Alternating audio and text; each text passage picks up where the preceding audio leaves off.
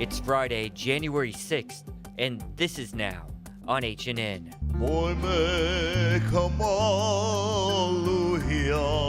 Breaking news, we've learned that legendary entertainer Danny Kaleikini has died.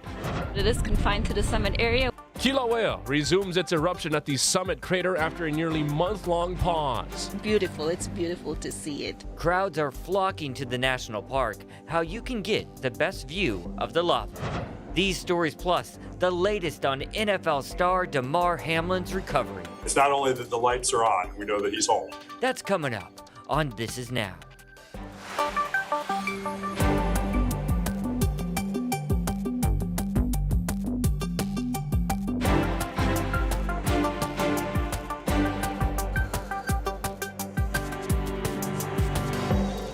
Good afternoon. Thank you for watching. This is Now. We have several breaking news stories to get to right now. That's right. Legendary musician, entertainer, and the ambassador of Aloha, Danny Kaleikini, has died at 85 years old. Yeah, family members are telling us he passed away peacefully at St. Francis Hospice. Our Mahealani Richardson takes a look back at his life and legacy.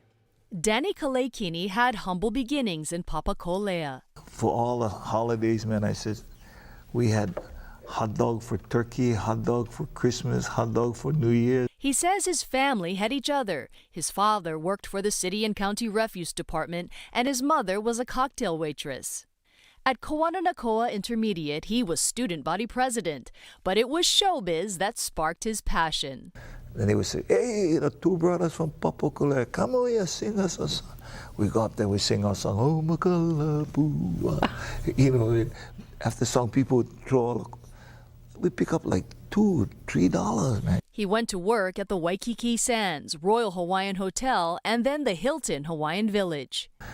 I learned in life, you can be the smartest guy, you can have all the degrees in the world, but if you don't have that association, you know, that's the key to success, and I learned that in life. He says Reverend Abraham Akaka taught him the lesson of aloha. But Kaho, you know, is really the one that taught me about that magic word, aloha. He entertained for 30 years, 6 to 7 nights a week, and he says it never got old. If I was really down and out, I get up there and I look in the audience and I see everybody naked and I'm laughing. Along the way, he mingled with presidents and stars.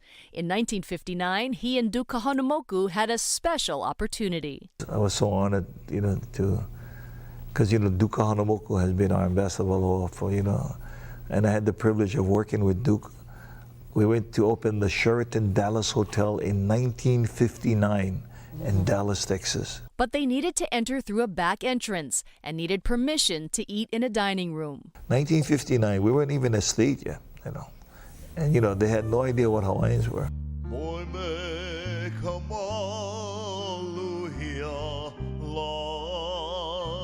In 1988, he was honored as Ambassador of Aloha by Governor Waihee. It's that spirit of aloha he continued to share throughout his life.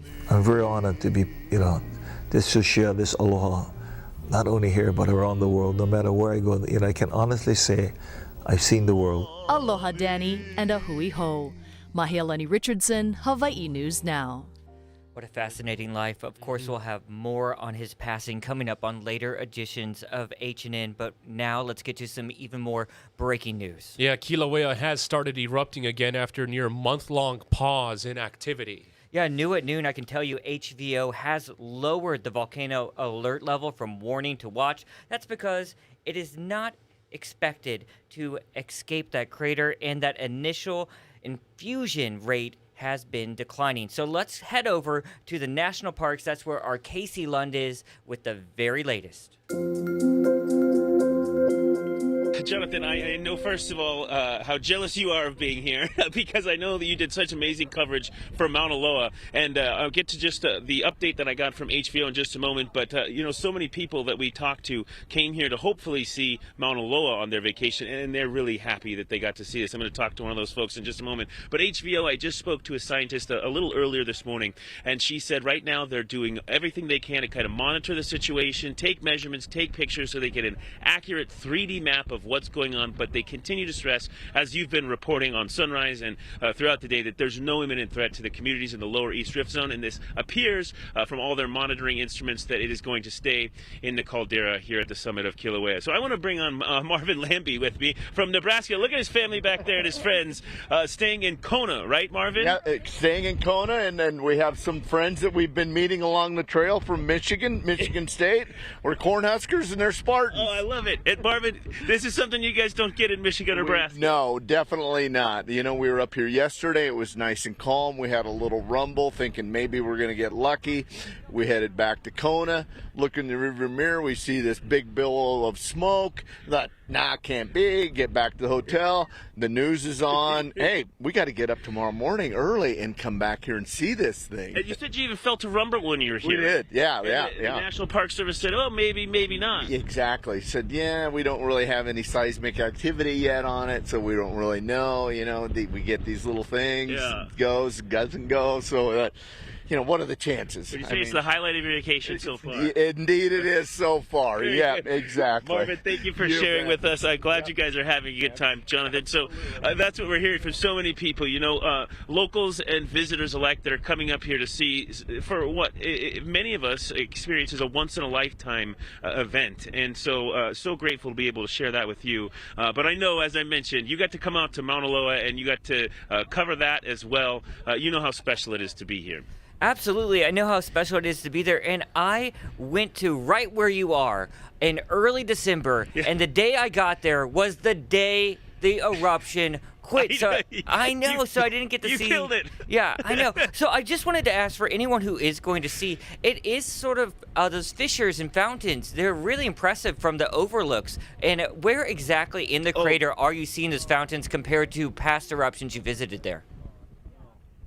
So actually, Jonathan, I did just speak with the scientist here from HVO. She said that this eruption is in basically the same spot as that September 2020 run eruption. So for folks who want to come, there is plenty of room. The park's getting a little busy, but it's not getting crazy. So come up all the way down Crater Rim Road. You can stop at the steam vents down there a little ways. We're just next to Jagger Museum. This is a really popular spot where you can get pretty close. But the secret viewing spot, it's no secret. It's over at Devastation Trail, and you'll walk down about a mile, and it's Keanakakoi. It's a really, really awesome viewing place where you can kind of get a little lower, closer to the lava, and you can see it a little bit better. But really, no matter where you're at, I've even talked to some friends that were staying up at the Volcano House. They said they were eating dinner there. They were able to see it from there. And again, even flying in from Honolulu, you can see the glow, especially with some of the fog and the steam coming up. It's a really special thing. And today was even cooler, Jonathan, because it had the full moon setting behind Mauna Loa. You can see the sun hitting the snow caps on Mauna Kea, and then the sun rising here, and obviously just this really spectacular scene here at Kilauea. All right, Casey Lund doing a great job of gathering all sorts of interviews there on assignment. I want to play out even more of the reaction he's gathered so far today. Thanks so much, Casey. Well, I've lived here for 5 years now. So I was here for the 2018 eruption, Fissure 8 and Leilani Estates. So this is pretty normal for us, but it's always fun and love to see people enjoying it, especially when it's safe and there's nobody's homes in danger. It's just a real nice miracle of nature. It's incredible just to see that molten rock. It's incredible. We're at Mauna Kea. Yeah. When we heard that it was actively erupting, so we made a drive and here we are. How do you like it so far? Oh, it's amazing. It's amazing. It's amazing, right? Yeah. Well, we are getting some just incredible images coming into our newsroom. Let me show you this. USGS Volcanoes Twitter account just posted this. It's of sunrise from about 6:38 this morning. Now compare that to this. That's the overnight shot. You can see that just gorgeous glow in the nearly full moon in the background there. All right, so here's what I can tell you as far as the numbers go. Lava is covering about 30 acres at depths of about 30 feet there in the caldera, and those fountains got up to about 100 feet plus when they were at their highest burst, but they're more constantly shooting up at about 30 feet. So here's what geologist Philip Ong had to say this morning when he gave us an update. The first phase of every eruption seems to be the most productive as far as lava, as far as gas, and it's really put out that massive first volume for the crater, a huge amount. And we're waiting to see how long that first phase is going to last. The eruption started in the same place that the September 2021 eruption started, in the middle of the lake, with a fissure. And quite soon, a lot of the eastern part of the crater floor was covered with new lava. And by nightfall, the whole crater floor was covered in lava. And this is just incredible video here from the first hour of the eruption, taken from the overlook at the crater rim. You can see that sizable bright orange lava fountain and that fast-moving flow filling the caldera. I think you can even sort of hear it here. Wow. I could watch this all day, guys. And if you want to get more lava images and you want to get your fix, just head to your H&N digital platforms. We have a photo gallery there, and you can see all sorts of amazing photos and videos. Tragic loss in the world of surfing today. Marcio Freire has died while surfing at Nazaré, Portugal. The 47-year-old Brazilian was towing in when he ran into trouble. Support staff on jet ski retrieved him, but attempts to revive him on the beach failed. He is the first surfer to die at the world-famous big wave break. Freire was one of the surfers featured in the 2016 documentary Mad Dogs. He's well known at Hawaii's big wave spots, including Jaws and Waimea. More encouraging news today on what has been such a troubling story. Buffalo Bills player Damar Hamlin is talking to his family and care team. Bradley Blackburn reports from New York. The Buffalo Bills say safety Damar Hamlin is breathing on his own and able to talk after having his breathing tube removed overnight. He FaceTimed with the team this morning, saying to players and coaches, "Love you, boys." It's not only that the lights are on, we know that he's home. The news comes after an upbeat report from doctors Thursday. The real next steps are allowing him to continue to get better. Again, we're still focused on the day-to-day. The 24-year-old went into cardiac arrest on the football field Monday, but was quickly resuscitated with CPR and defibrillation. He was taken to an ambulance where he was intubated. CBS News chief medical correspondent Dr. John LaPook talked about challenges with his lungs. He has a condition called ARDS, acute respiratory distress syndrome, where you have inflammation in the lungs following an event like this. Last night, the NFL said the matchup between the Bills and the Cincinnati Bengals that was suspended after Hamlin collapsed would not be rescheduled. But the Bills will take on the New England Patriots this Sunday. I think putting that helmet back on was a really good thing for our team. But I'd be lying to you if I didn't say, some people are going to be changed forever, after being on the field and witnessing that. Head coach Sean McDermott says Hamlin's father has encouraged the team to play on. His message was the team needs to get back to focusing on the goals that they had set for themselves. He says Damar wouldn't want it any other way. Bradley Blackburn, CBS News, New York. And believe it or not, we have even more breaking news coming into the H&N Digital Center. I want to take you live now to Capitol Hill. We've been following these developments all week long here at H&N. So the House has adjourned until 5 p.m. Hawaii time, that's 10 p.m. Eastern, as negotiations with the final GOP holdouts continue after Representative Kevin McCarthy gained some more support in the 13th round of voting. But again, this is for remarkable. This is for that House Speaker position. But again, he still failed in that last attempt of balloting to get the speakership. We'll continue to follow that. Mark's going to have the very latest on it coming up at 4. But for now, we want to get a check of our weather and those fog conditions. Here's Guy Hoggy. We've got the light trade winds for the next several days. The weather's not going to change very much. Rainfall will be minimal, and the winds will run pretty slow. Because of that, we'll get some cool overnight and early morning temperatures, and there'll likely be a buildup of fog and haze around Hawaii Island. But you can see the winds are going to remain slack all the way into next week. So for Kauai, that means beautiful weather. Not much rain. If they're lucky, they'll get some overnight splashes Lihue out towards Anahola, but really not much. And there's a weak front expected in mainly for Kauai and Oahu Wednesday. And the Maui's not likely to get any of that. They're going to see lots of sunshine, high temperatures running into the low 80s. We're in for a long stretch of beautiful. We got Keir Simmons now with this next report. He's talking about Prince Harry, his new books, Revelations, and public reaction. reaction to it. An avalanche of sensational accusations and allegations in Prince Harry's new book. NBC News obtaining a Spanish language copy of Spare. In it, the Duke of Sussex describes how he says his brother William knocked him to the floor in 2019. This morning, in a newly released excerpt from his interview with British broadcaster ITV, Harry talking about that moment. I saw this red mist in him. He wanted me to hit him back, but I chose not to. And the book reveals many more tense exchanges with family members.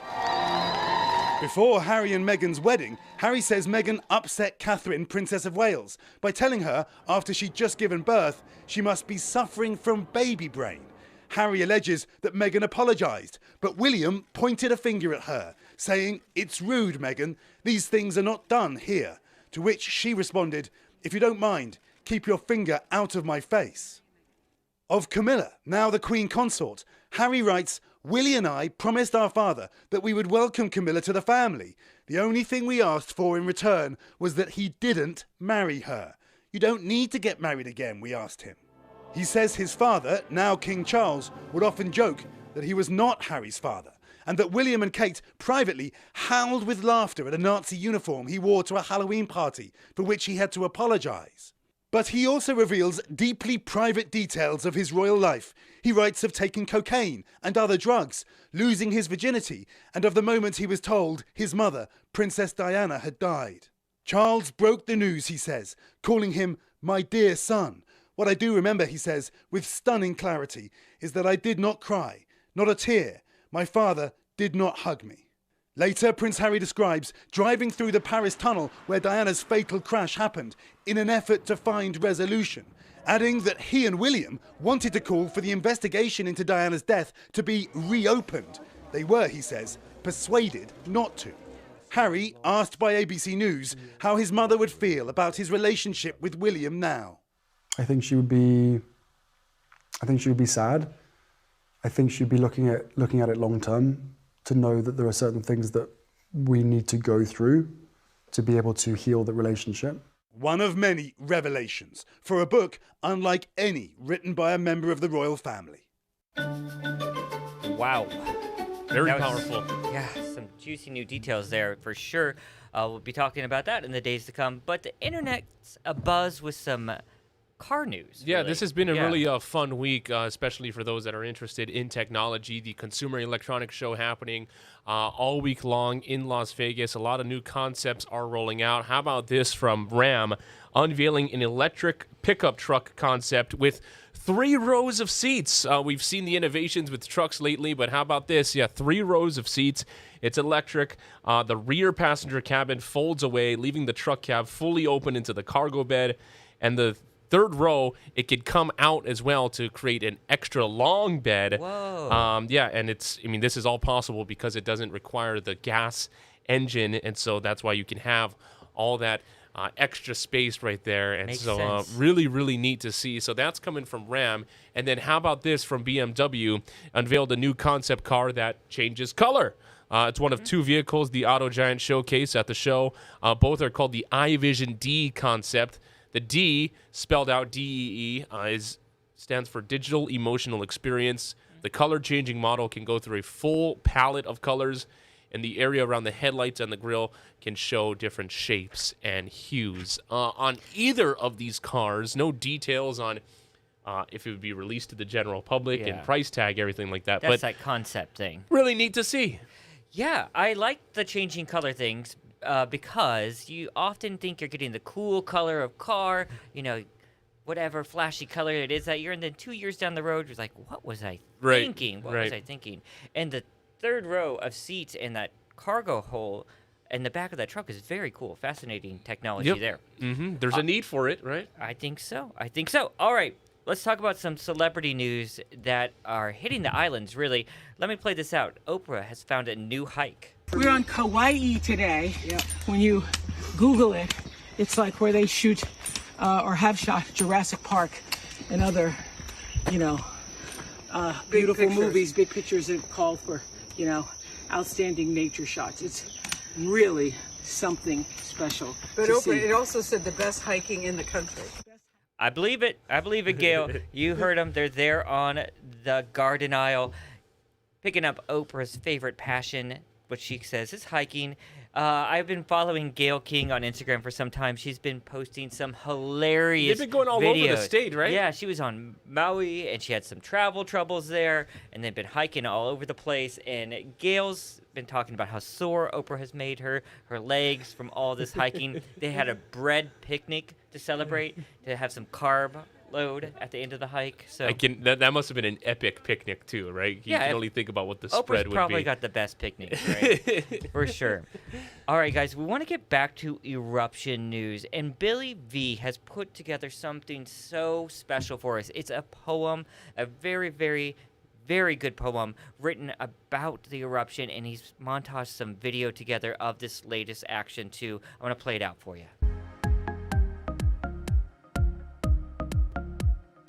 The poem called There Really Is a Pele by L.R. McBride. Yes, there really is a Pele. Her home is a yawning pit in the top of Kilauea, the most active volcano in the world. She shows herself on the summit of the mountain, young and lovely, dancing in all her glory. She is the essence of beauty in the geysers of fluid lava gushing from the depths of the earth. She is the ever-changing pattern of pulsing red and incandescent yellow in fiery fountains, squirting high into the blue smoke above a lurid lake. She paints the billowing clouds of night with the glow from rivers of rock. Her eyes flash in the grumbling summer storms. She stirs, and the island trembles in expectation. Pele is real. She is the eruption spirit of Hawaii's volcanoes. That voice, Billy V. So we posted that poem. If you want to check it out on our YouTube page, all our H&N digital platforms, it is a great poem and really gets me in those heartstrings when he reads it. It captures the emotions of when you are at Kilauea, when you are at Mauna Loa, when you're at Pele's domain, when you can just feel just so many different things, and you really feel the power of it all. And I think a lot of people do get somewhat confused if you're not from the islands. Yep. Two different volcanoes where you just which covered extensively in December was Mauna Loa. Very different eruption, and it is a powerful experience there, especially because it's something that hadn't been seen in 38 years. We're a little bit more used to eruptions like this one, pretty frequent here. Yeah, and immediately you see the differences between the two, right? So Mauna Loa, this is something that it's happening at the top of the mountain. One of the immediate storylines that jumps out is its proximity to Saddle Road, and just the constant updates with that. When you go to Kilauea, right now, it's confined to Halemaumau, so this is something that people can really enjoy and see, and just the images that we've been seeing have been magical. Yeah, and we're going to keep seeing them. We got coverage planned all day long here at H&N. Look for the very latest on your H&N digital platforms and on First at 4 with Mark Carpenter. You know what? Why don't we just go ahead and leave you with even more amazing lava video.